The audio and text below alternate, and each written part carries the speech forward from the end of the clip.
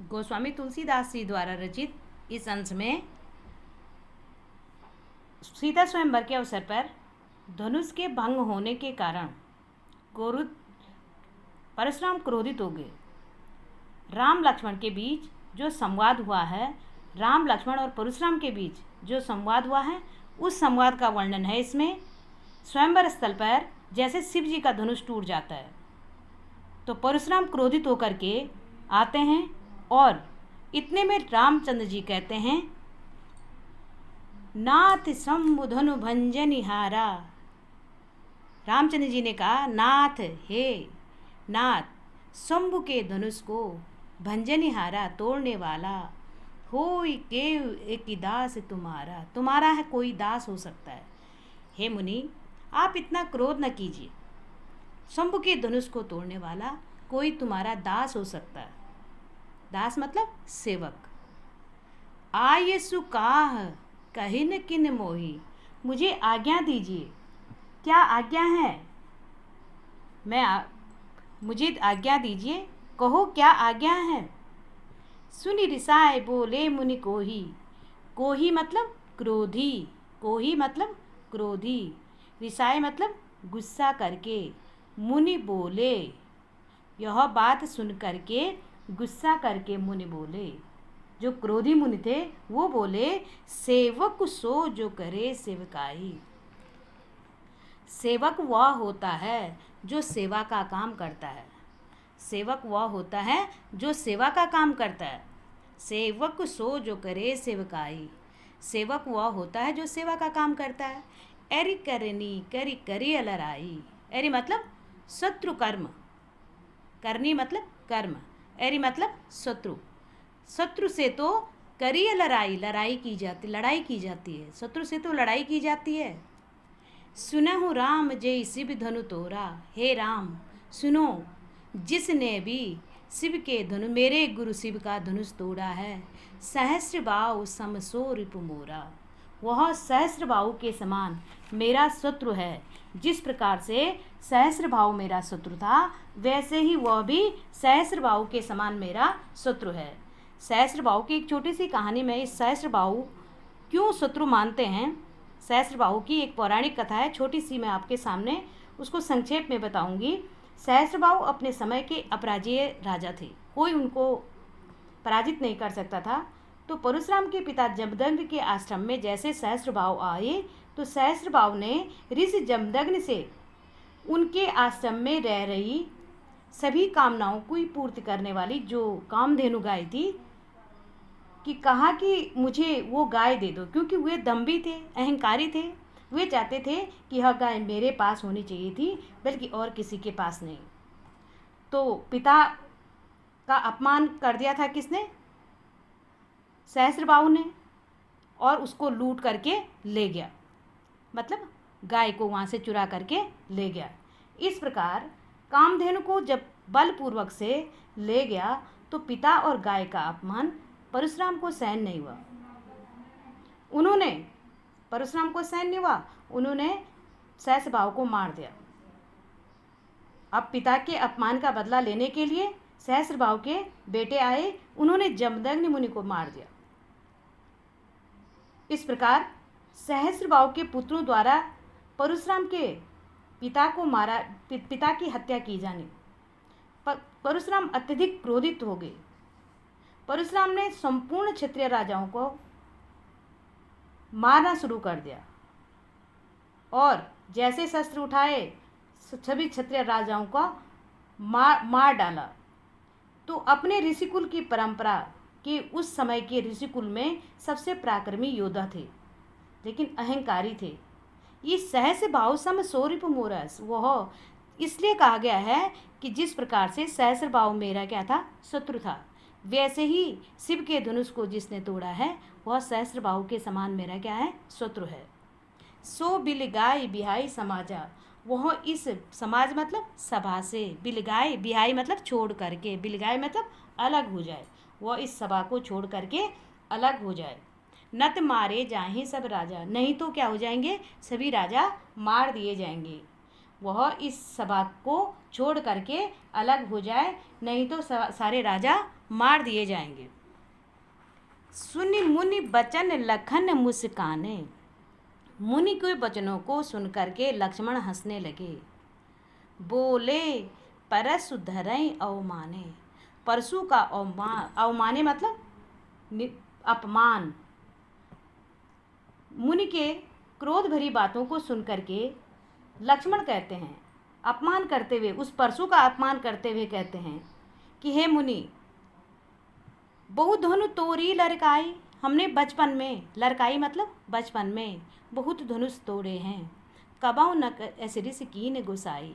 कभी हे नाथ, कभी गोसाई मतलब नाथ, कभी किसी ने कबहु न ऐसी इस प्रकार से, ऋष मतलब क्रोध, ऐसे मतलब इस प्रकार से, ऋष मतलब क्रोध नहीं किया है, नहीं किया है। कभी हे नाथ, कभी किसी ने इस प्रकार का क्रोध नहीं किया है। यही दोनों पर ममता के हेतु तुम्हारी इस धनुष पर क्या ममता है। सुनि रिसाय कह भृगुकुल केतु। हे भृगुवंश के पताका, भृगुवंश मुनि के पुत्र, तुम इस धनुष पर तुम्हारी किस प्रकार की ममता है, तुम्हें इस धनुष पर ये ममता क्यों है। इस प्रकार परशुराम जी कहते हैं, रे नृप बालक काल वस। हे राजा के पुत्र, तेरे मन में काल का वास हो गया है, बोलत तोय न समार। तुम संभल कर नहीं बोल रहे हो। धनु ही सम त्रिपुरारी धनु। यह धनुष त्रिपुरारी का है, तीनों लोक के स्वामी शिव जी का धनुष है। विदित सकल संसार, सारा संसार जानता है। विदित मतलब जानता है, सकल मतलब संपूर्ण संसार, संपूर्ण संसार जानता है यह त्रिपुरारी का क्या है, धनुष है। हे राजा के पुत्र, तुम संभल करके नहीं बोल रहे हो। विदित सकल संसार, संपूर्ण संसार जानता है कि यह धनुष त्रिपुरारी का क्या है, धनुष है। तुम संभल करके बोलो, संभल करके बोलो। इस प्रकार से लक्ष्मण और परशुराम के बीच संवाद हो रहा था। पहले रामचंद्र जी ने बात की, फिर लक्ष्मण ने क्रोध को और भी तेज कर दिया। परशुराम ने सेवक और शत्रु के बारे में क्या कहा कि सेवक कौन होता है, जो सेवा का कार्य करता है और जो अपने स्वामी को प्रसन्न रखता है। तुमने शत्रु का काम किया है और तुम तो युद्ध करने योग्य हो। स्वयंवर स्थल पर शिव धनुष तोड़ने वाले परशुराम किस प्रकार धमकाया। स्वयंवर स्थल पर शिव धनुष को तोड़ने वाले को परशुराम ने क्या कहा।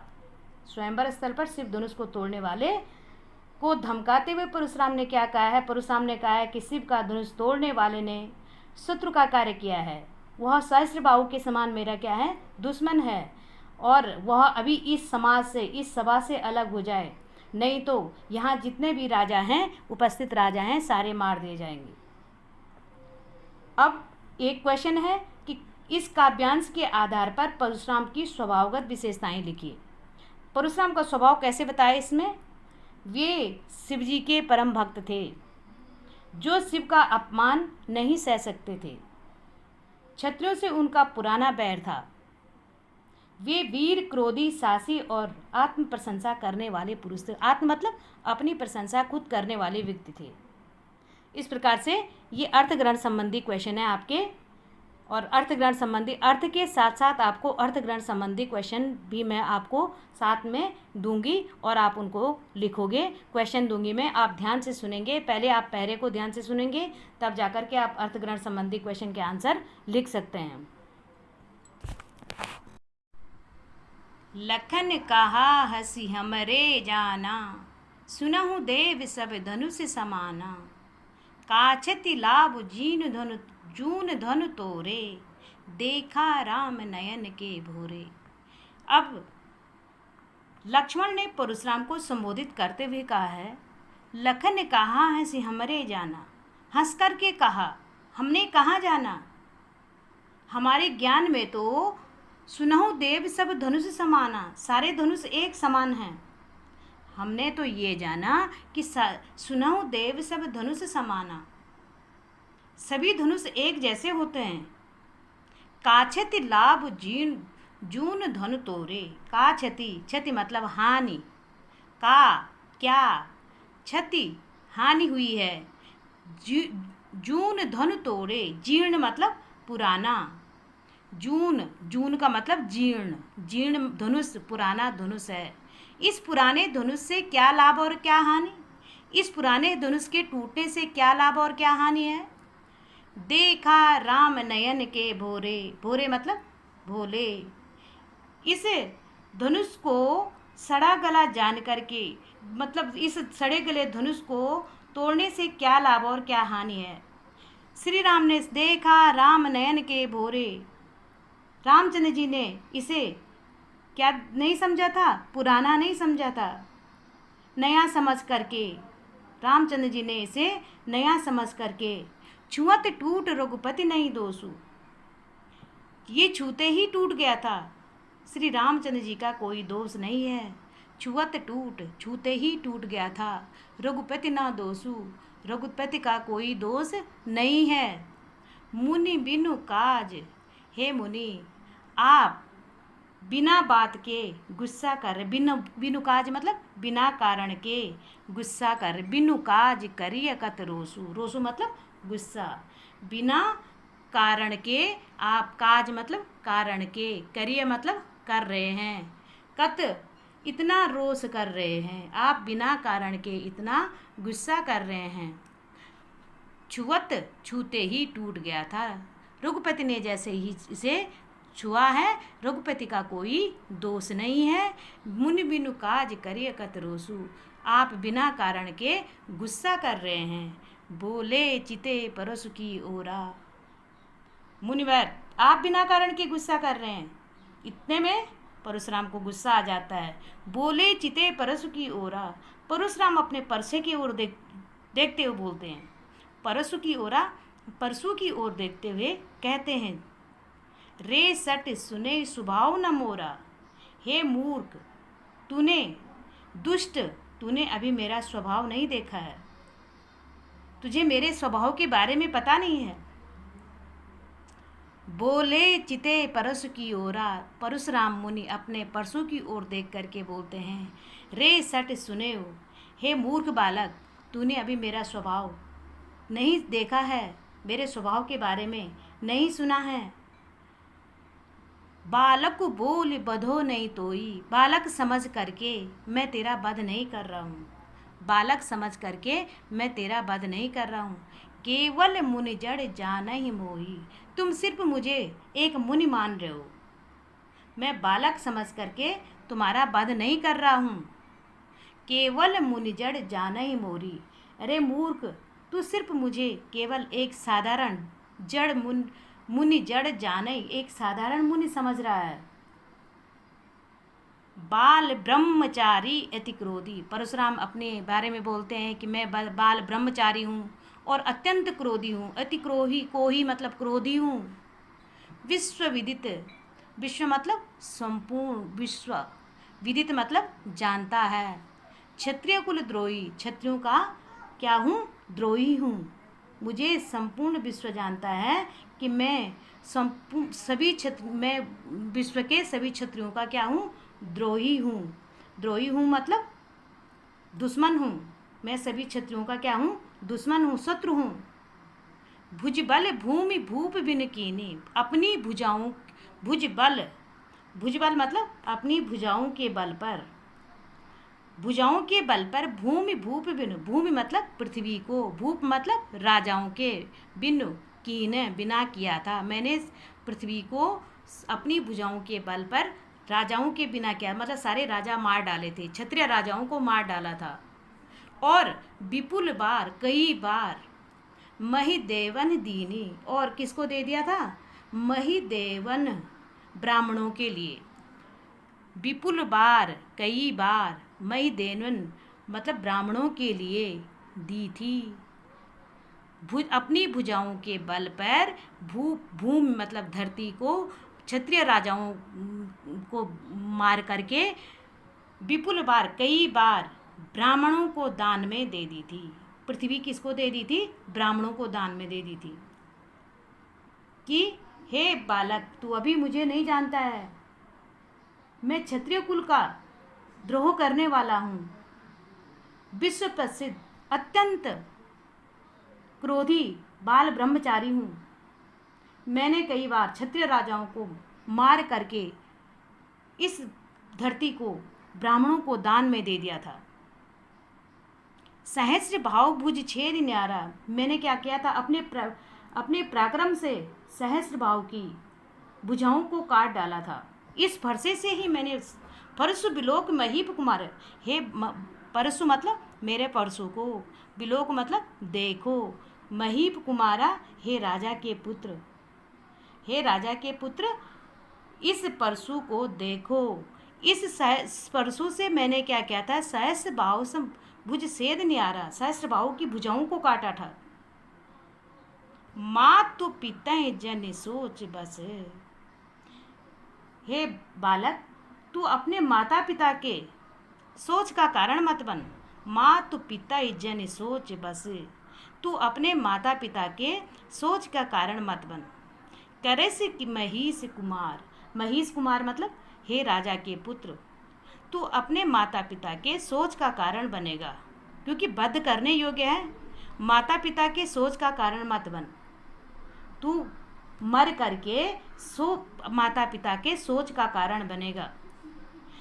गर्भन के अर्भक दलन है, मैंने क्या किया है, मेरा ये परशु इतना भयंकर है। परशु मोर अति घोर, परशु मतलब परसा, मेरा परस अत्यंत घोर मतलब भयंकर है, मेरा परशु अत्यंत भयंकर है। जिसने गर्भन के अर्भक दलन है, जिसने गर्भ में ही गर्भन मतलब गर्भ के, अर्भक मतलब बच्चे, गर्भन मतलब गर्भ के, अर्भक मतलब बच्चे, दलन मतलब मार डाले थे। इस परशु ने, मेरा परशु अत्यंत भयंकर है, जिसने गर्भ में ही बच्चों को मार डाला था। ये ऐसा भयंकर है कि गर्भ में ही बच्चों को मार डालता है। बिहसी लखन बोले मृदुबानी, लक्ष्मण हंसते। अब यहाँ पर परशुराम के अत्यंत आत्म प्रशंसा को सुन करके, क्योंकि परशुराम ने अपने बारे में बहुत ज़्यादा प्रशंसा कर ली थी। इस दोहे में परशुराम ने अपने बारे में बोला कि मैं क्या कर देता हूँ, गर्भ में ही शिशुओं को मार डालता हूँ। और आत्म प्रशंसा सुन करके बिहसी लखन बोले मृदुबानी, बिहसी मतलब हंस करके बोले, लक्ष्मण मीठी बाणी में बोलते हैं। ओहो मुनीस महाभटमानी, परशुराम की आत्म प्रशंसा सुन करके लक्ष्मण कहते हैं, मीठी वाणी में कहते हैं, मृदुबानी, मृदु मतलब मीठी वाणी में बोलते हैं। ओहो मुनीस, हे मुनिवर, महाभट आप बहुत बड़े योद्धा हैं। पुनि पुनि मोहि कुठार दिखाव कुठारो, पुनि पुनि बार बार, मोही मुझे, दिखाओ कुठारो अपना कुठारू दिखाते हो आप बार बार। पुनि पुनि मतलब बार बार, मोही मतलब मुझे, अपने कुठारू को दिखाते हैं। चहत उड़ावन फूंक पहाड़ू, तुम क्या चाहते हैं, जैसे चहत उड़ावन मतलब उड़ाना चाहते, उड़ावन मतलब उड़ाना, चाहत मतलब चाहते हो, चाहत मतलब चाहते हो, उड़ावन मतलब उड़ाना, फूंक मतलब फूंक से, पहाड़ू मतलब पहाड़ को, जैसे कि आप पहाड़ को भी उड़ा देना चाहते होंगे। यहाँ कुमड़ बतिया कोई नाई, यहाँ कुमड़ बतिया के फल के समान कोई नहीं है। कुमड़ बतिया काशी फल, कोई नहीं है, यहाँ कुमड़ बतिया के फल के समान कोई नहीं है। कहते हैं कि जो काशी फल होता है उसको, छोटे फल को अगर जे तर्जन देखी मर जाएं, क्योंकि काशी फल क्या होता है, तर्जनी उंगली से दिखाने से क्या हो जाता है, नष्ट हो जाता है।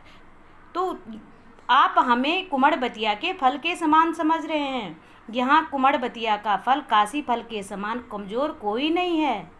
जे तर्जन देखी मर जाएं, जो तर्जनी को के दिखाने से क्या हो जाएगा, मर जाएगा।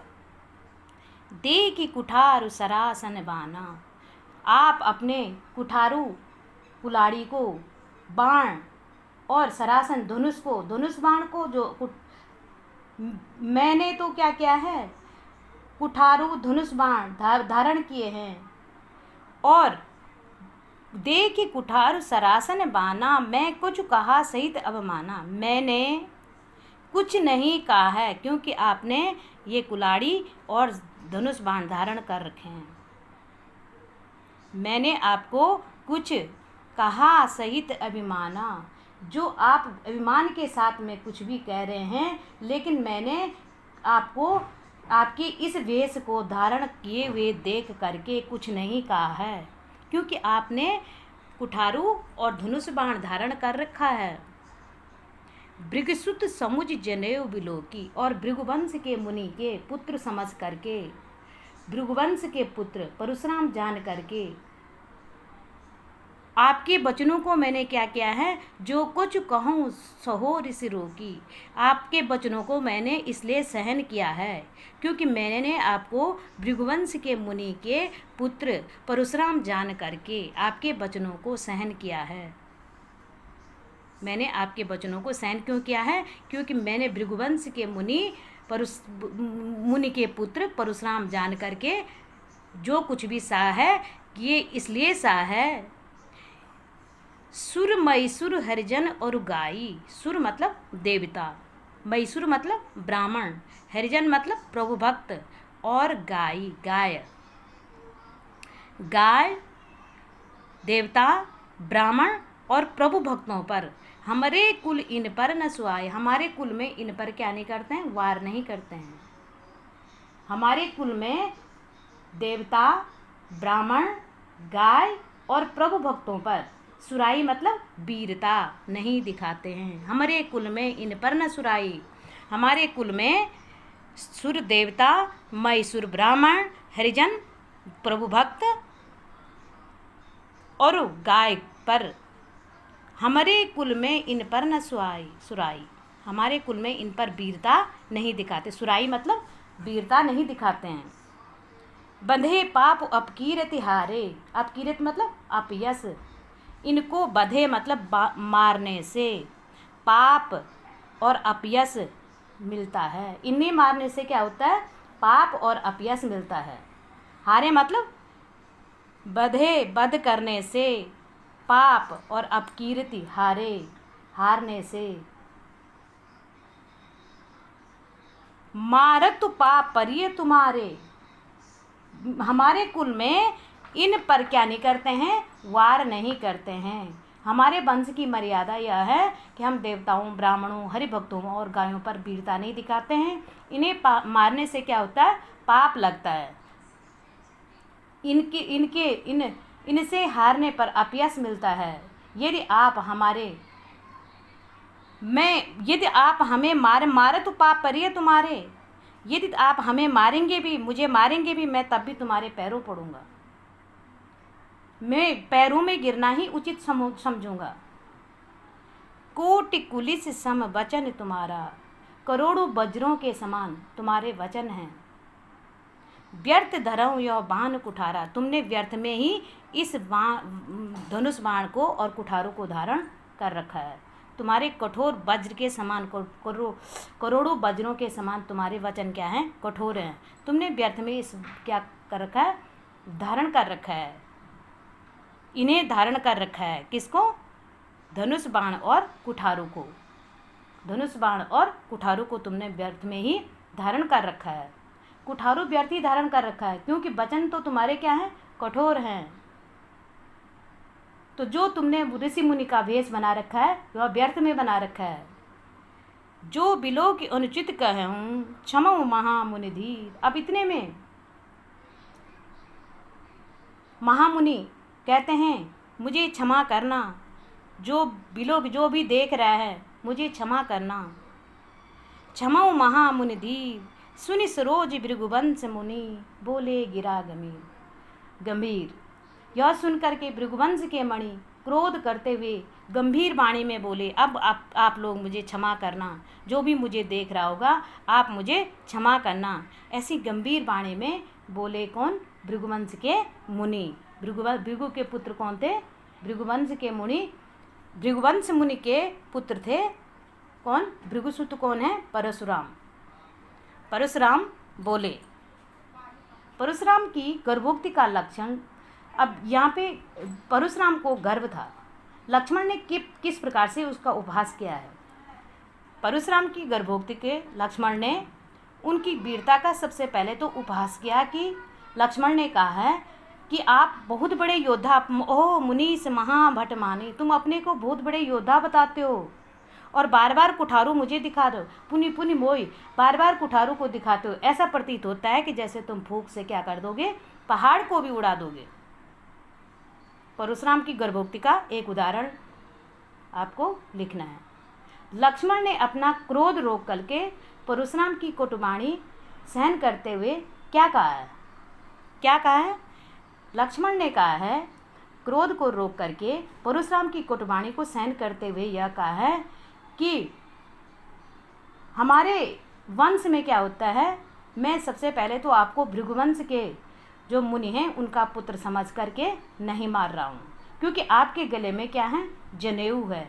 इसलिए मैं आप, हमारे कुल की एक विशेषता होती है, सुर देवता, महिषुर, ब्राह्मण और प्रभु भक्तों पर और गाय पर वार नहीं करते हैं, अपनी वीरता को नहीं दिखाते, वीरता का प्रदर्शन इन पर नहीं करते। इसलिए मैं क्या कर रहा हूँ? क्रोध को रोक रहा हूँ, तुम्हारी कटुवाणी को सहन कर रहा हूँ। यहाँ कुमड़ बतिया कोई नाई कहकर लक्ष्मण ने अपनी किस विशेषता को प्रदर्शित किया है? यह कुमड़ बतिया कोई नाई क्यों कहा है ऐसा? लक्ष्मण ने परशुराम को निर्भीकता पूर्वक बता देते हैं कि कुमड़ बतिया की तरह सामान्य हम नहीं हैं, निर्बल नहीं हैं, जो तर्जनी को मात्र जैसे तर्जनी के दिखाते हैं मर जाही वह मुरझा जाता है। जो कुमड़ बतिया काशी फल जो है तर्जनी से दिखाते ही क्या हो जाता है? मुरझा जाता है। तो हम उस कुमड़ बतिया के फल के समान नहीं हैं, जो आप सोच रहे हैं कि आप बहुत बड़े योद्धा हैं और हम बिल्कुल क्या हैं? कायर हैं।